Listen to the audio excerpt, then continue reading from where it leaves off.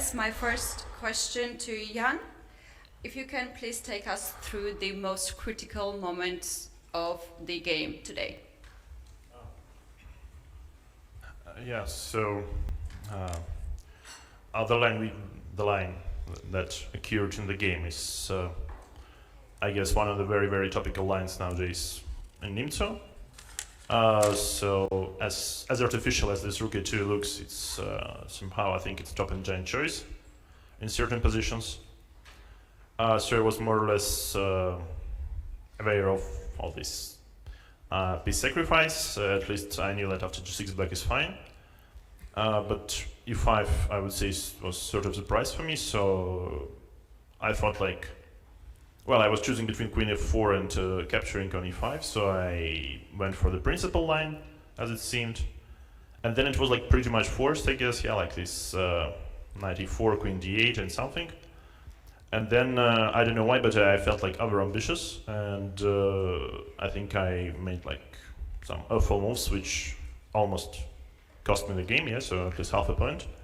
A simple choice, I would say, I guess after rook h3, just to capture on e4, capture on d6 with a queen. Rook d2, queen c7, takes on f5, takes on f5, and this should never be worse. Like, okay, these 3 pawns, and alright, like I just push my pawn on e4, and okay. I guess it's never worse. But also I could go principal, but I completely forgot, yeah, like play rook h8. Also was smart, but I just completely forgot about the move rook d2. And after rook d2, suddenly I think black is lost, but yeah, I was very lucky. And then I guess, yeah, I was very lucky to bluff with this queen h4 move. I think in fact white can capture, and then I saw this, okay, was, I mean, maybe after queen f8 the position is bad, but at least it's not lost by force. But indeed, after king d1, queen g5, I mean, practically I have some very nice chances to escape. And well, I guess it was a lot of mess in later in the game, yeah. But this knight h4, knight f5 maneuver, like instead of some normal position, just nearly losing, yeah, this shouldn't go to my credit. Right, Jan, you mentioned about this queen h4 and you called it a bluff. So you surely knew that it was just lost position if Ding would capture the rook on d8. Well, when I played, I thought it's like I'm very smart, but then I found out that the king escapes in some tricky way, yeah, like this, like rook, queen e4, rook e2, queen b1, king d2, queen b2, king d3, queen b1, rook c2. And here queen d1, I thought it's a draw, but no, it's king e4 here, queen c2, bishop d3, which was very hard to spot from distance. And here, yeah, maybe I can go still for something like knight g3 check, but yeah, I guess it's over. Yeah, so yeah, that was a very lucky moment. Thank you very much. Ding, I would like to ask the question about this moment too, when Jan played queen to h4. Obviously you were considered to take the rook on d8, but then in the end you decided not to. Can you please tell us what was the reason why you decided so?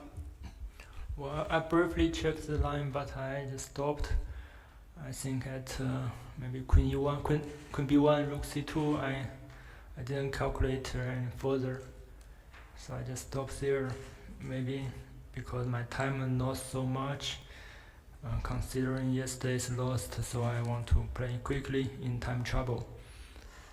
But it's another story. Right. So you mean that the time was a factor today in this game, that you did not capture, for instance, at this moment the rook? Yeah, I guess so. Right. And to talk about the time. Have you got some advice from your team how to deal with the time situation? Because today there was a moment when you made the move last seconds, or perhaps do you think maybe this happens that you have less time on the clock because of the lack of practice in OTB tournaments? Of course, the best way is to play as quickly and as good as possible, but you know, the position after the opening is very, very unclear, and there are many so many options for me, so I have to figure out which was the best way to continue, and it cost me a lot of time.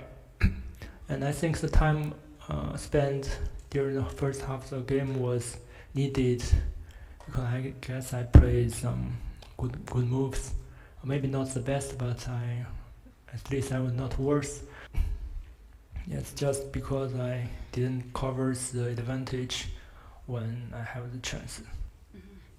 For Ian, why did you choose to accept such a sharp variation when you had, let's say, solid alternatives in the opening? And for Liren, how do you feel about missing winning moves? So thank you for the question. I think it's very principled line, this e3, a3 Ninja, and once again it's pretty much on the radar for a lot of players. I mean, it might look sharp, but as long as you have an idea what to do, you can navigate. And I think until I felt over ambitious for some reason, I did it quite nice. But yeah, there is a price, obviously. Yes, one inaccurate move and you can lose. But I guess such is chess. Yeah. Thank you. Yeah, of course, missed so much wins, at least 2 wins, or maybe even more. It feels very bad. Also, very tired after a long game. But still, there are 6 games. I have 3 white pieces, so anything can happen. Thank you.